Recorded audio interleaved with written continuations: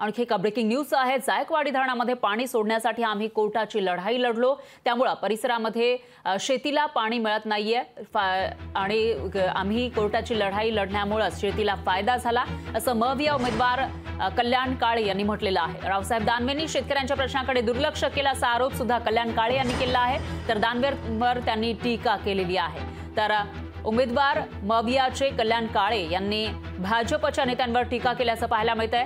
तर आम्ही जायकवाडी धरणामध्ये पाणी सोडण्यासाठी लढलो, कोर्टाची लढाई लढलो आणि त्यामुळेच परिसरातील शेतीला फायदा झाल्याचा दावा त्यांनी केला आहे। आणि त्याचबरोबर रावसाहेब दानवेंनी शेतकऱ्यांच्या प्रश्नाकडे दुर्लक्ष केल्याचा आरोपही कल्याण काळेंनी केला।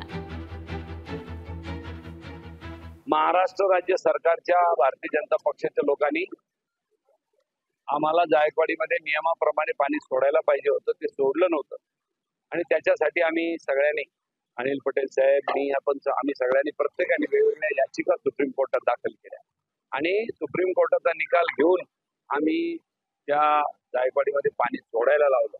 त्याचा मनस्कानंद याच्याकरता झाला की ते पाणी आता शेतकऱ्याच्या शेतापर्यंत वेगवेगळ्या माध्यमातून जात आहे। मायबाप सरकार आणि मायबाप खासदार यांनी वाऱ्यावर जरी सोडलं तर आम्ही जनता जनार्दनाला वाऱ्यावर सोडू शकत नाही।